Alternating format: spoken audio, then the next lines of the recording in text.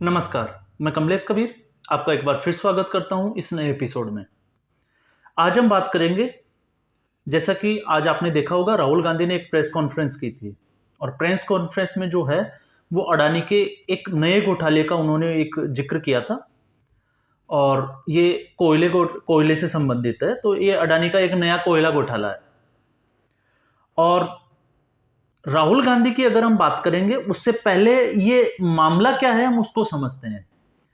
राहुल गांधी ने इस press conference में जो मुद्दा उठाया वो एक्चुअल में फाइनेंशियल टाइम्स की जो रिपोर्ट थी उसको लेके ये मुद्दा उठाया था। अब फाइनेंशियल टाइम्स जो है वो विदेशी अखबार है, तो विदेशी अखबारों का जो है वो इंडिया में ज्यादा थोड़ा सा बोलचाला है, जिसको हम कह सकते हैं कि लोग जो है वो जल्दी विश्वास करते हैं।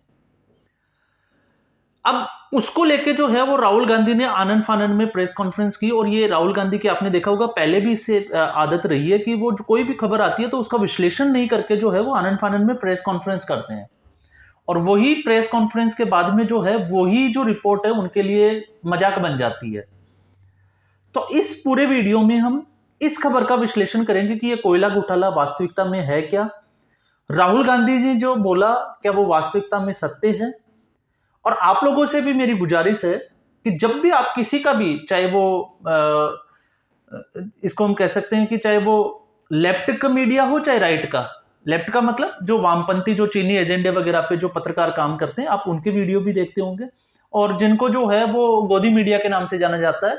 तो ऐसे बहुत सारे लोग हैं जो सोशल मीडिया पे आते हैं, वीडियो बनाते हैं, मीडिया हाउस पे जो है वो न्यूज चैनल्स पे भी ये खबरें जो है वो प्रसारित की जाती है। तो ये तमाम तरह की चीजें चलती रहती है। तो आप लोगों से मेरी गुजारिश ये है कि किसी भी वीडियो पे जल्दबाजी में न जाके सबसे पहले उस वीडियो के बारे में जो खबर आई है उससे संबंधित खबरें जो है वो आप गूगल पे सर्च करें, आधिकारिक जो ऑफिशियल वेबसाइट्स है उनको जाएं, उनको सर्च करें और वहां पे पढ़े कि ये चीजें हैं क्या। और उसके बाद में आप जो है वो एक निर्णय ले कि हम जो है वो क्या जो चल रहा है वो सही चल रहा है या कहीं झूठ तो नहीं चल रहा। इन चीजों का जो है अगर खंडन करना है तो आपको जो है वो खुद मैदान में उतरना पड़ेगा, चाहे आप किसी के भी फॉलोवर। अगर आप मेरे वीडियो भी देख रहे हैं तो इसका मतलब ये नहीं है कि मैं जो बोल रहा हूं आपने आंख बंद की, कान बंद किए और आपने सुन लिया और देख लिया और आपको वो लगा कि हाँ ये चीजें ठीक है। नहीं, आपको उसका रिसर्च करना चाहिए, उसको सर्च करके और उसकी पूरी छानबीन करनी चाहिए। और ऐसा ही इस वीडियो में भी अभी आपको पता चलेगा। तो सबसे पहले अगर आपने इस वीडियो को यूट्यूब चैनल को जो है अगर सब्सक्राइब नहीं किया तो आप सब्सक्राइब करें और अगर आपको ये वीडियो अंत तक देखने के बाद में अगर अच्छा लगे तो इसके बाद में इसको लाइक और शेयर करें। मैं आपसे कभी भी ये जो है बाकी की चीज़ों में मैं नहीं जाऊंगा क्योंकि ये मेरा एक सीधा सा एक वो रहता है। अब हम बात करते हैं, सीधा इस मुद्दे की बात करते हैं। राहुल गांधी ने इस प्रेस कॉन्फ्रेंस में सीधा जो है वो अडानी का बार बार, आपने देखा होगा कि कुछ सालों से जो है वो अडानी को बार बार टारगेट किया जा रहा है। अब इस टारगेट में एक मोहा मित्रा जो था, मैंने इससे पहले वाला एक एपिसोड इस पे डाला है कि उसमें क्या था। आप उस वीडियो को जरूर देखिएगा, उस एपिसोड को, तो आपको एक आइडिया लग जाएगा कि कैसे पैसे लेके जो है वो संसद में सवाल पूछे जाते हैं और संसद में जब सवाल पूछे जाते हैं तो सरकार को उसका आधिकारिक और सत्यता के साथ जवाब देना ही पड़ता है और फिर उनसे जो है सरकार की पॉलिसियों को जानने की कोशिश करती है कंपनियां और वही सांसदों को पैसा देती है। ये इसमें ये साफ साफ मैंने जो है उस वीडियो में ये चीजें बोली है। अब हम आते हैं इस कॉन्फ्रेंस में, इस राहुल गांधी की इस कॉन्फ्रेंस को उठाएं तो इसमें उन्होंने बोला कि जो भी आप बिजली का जो बटन दबाते हो, स्विच ऑन करते हो, तो ये सारा जो फिर उसके बाद जो पैसा जाता है वो सीधा अडानी की जेब में जाता है। तो इसमें उन्होंने दो बार, एक बार 12,000 करोड़ और दूसरी बार जो है वो 20,000 करोड़ का जिक्र किया कि इतना जो पैसा है वो सीधा अडानी की उसमें चला जाता है, पॉकेट में चला जाता है। अब राहुल गांधी जो आपको पता है कॉमेडी के बड़े बादशाह माने जाते हैं, तो कभी 12,000 करोड़ कभी 20,000 करोड़, खैर ये तो उनकी आदत है। अब हम आते हैं इस पे कोयले घोटाले पे। तो उन्होंने जो मुद्दा उठाया था वो ये था कि इस अखबार में ये लिखा हुआ है कि इसकी जो वैल्यूएशन थी, ओवर वैल्यूएशन करके जो है वो कोयला खरीदा गया इंडोनेशिया से और उसके बाद में ज्यादा दाम पे बेचा गया। मतलब हम कह सकते हैं कि जो कोयला खरीदा गया उससे बहुत ज्यादा दाम पे जो है वो इंडिया में बेचा गया। और ये जो पूरा जो मसला है इसका राहुल गांधी को पता कब चला, जब वो मध्य प्रदेश के चुनाव में अभी जो है वो गए हैं वहां पे, तब पता चला। और उनका कहना है कि गांव-गांव में लोगों को जो है वो सब कुछ पता है। बड़ी इंटरेस्टिंग चीज देखो कि राहुल गांधी को ये खबर कब पता चली, मध्य प्रदेश के चुनाव में। अब इसको इस लाइन को थोड़ा सा आप नोट करके रखिएगा क्योंकि इस लाइन पे मैं थोड़ी देर बाद में वापस आ रहा हूं। अब दूसरा जो है, राहुल गांधी को ये पता नहीं चला, इसको हम ऐसे समझ लेते हैं कि अगर अडानी की अगर हम बात करें तो अडानी की पावरकॉम जो है उसके 8 स्टेट में जो है वो ये बिजली का जो है वो जिसको प्रोडक्शन कह सकते हैं और बेचना कह सकते हैं, ये अडानी कर रहा है। और उसमें से महाराष्ट्र है, राजस्थान है, छत्तीसगढ़ है, मध्य प्रदेश है, और इसके अलावा भी जो है बाकी स्टेट और है, कर्नाटका है। हाँ, अब बात करते हैं कर्नाटका, राजस्थान और छत्तीसगढ़। ये मैंने इसलिए बताया है क्योंकि इन तीनों स्टेट में जो है वो कांग्रेस की सरकार है। तो क्या राहुल गांधी को ये पता नहीं है कि यहाँ पे जो बिजली बेची जाती है वो अडानी ग्रुप से खरीदी जाती है? और अशोक गहलोत, आपको पता होगा छत्तीसगढ़ सरकार और राजस्थान की जो सरकार है और उसके मुख्यमंत्री अशोक गहलोत और भूपेश बघेल, जब भी अडानी उनसे वहाँ पे उनका विजिट होता है तो वो जिसको कहते हैं कि फूलमाला लेके खड़े होते हैं उनके स्वागत के लिए।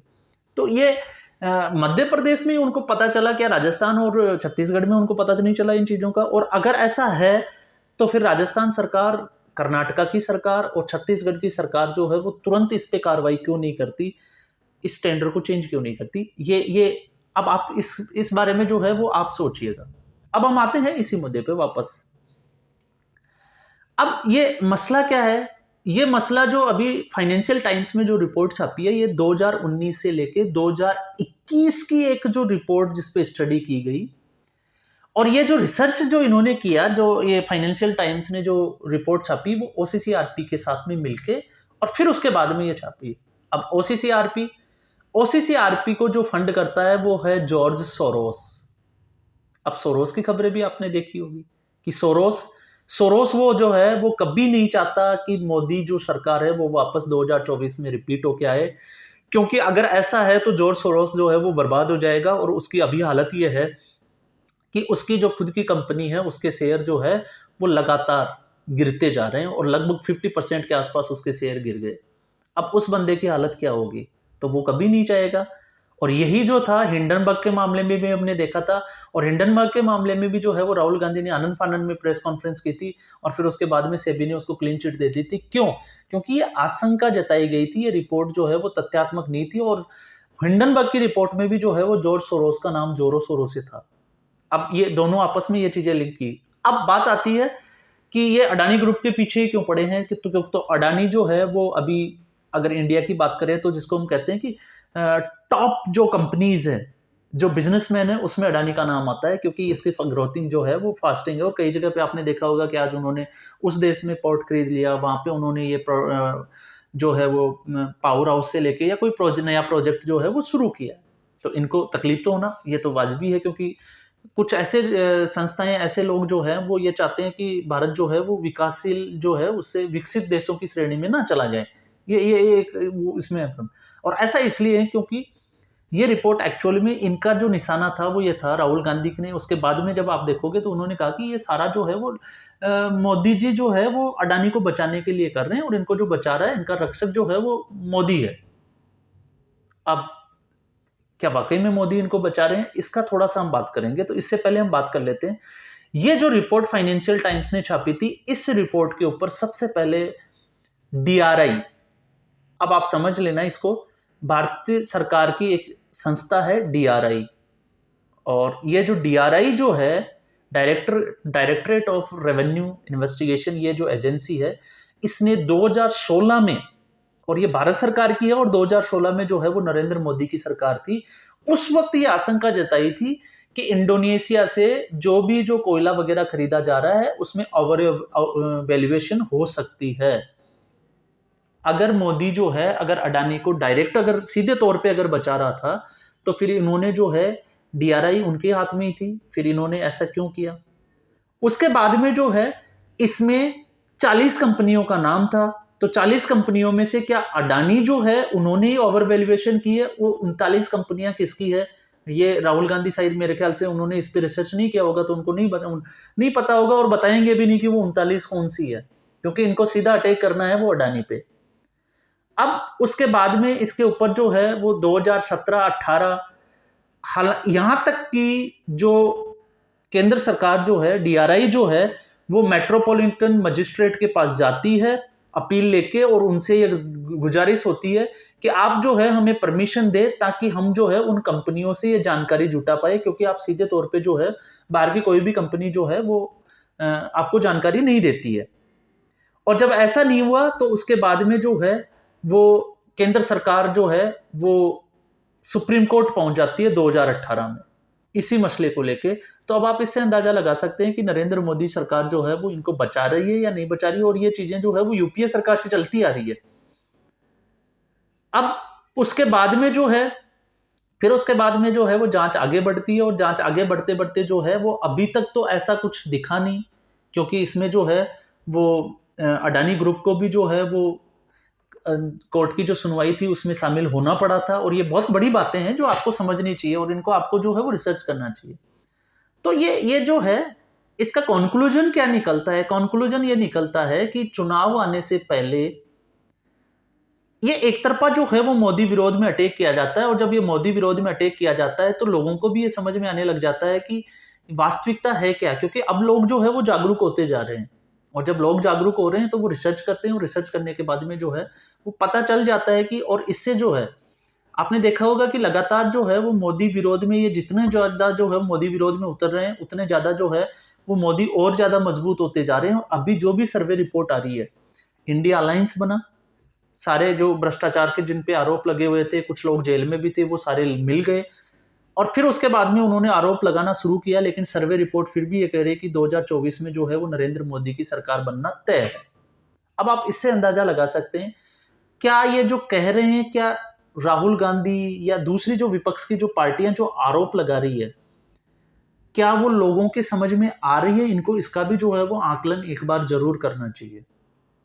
और अगर वो इन चीजों को अगर वो मान नहीं रही है, इन चीजों के ऊपर जा नहीं रही है, तो फिर इनको जो है वो मुद्दे बदलने की जरूरत है कि केंद्र सरकार को जो है वो किन मुद्दों पे घेरा जा सकता है, क्योंकि अभी तक 2014 से लेके 2024 तक सीधे तौर से नरेंद्र मोदी के ऊपर किसी भी घोटाले के आरोप किसी भी संस्था ने, किसी भी एजेंसी ने कैसे भी नहीं लगाए हैं। जबकि आपने देखा उससे पहले यूपीए सरकार में आज 2G घोटाला है, कल कोल घोटाला है, परसों और कोई घोटाला है, तो ये तमाम तरह के जो घोटाले थे वो चल रहे थे।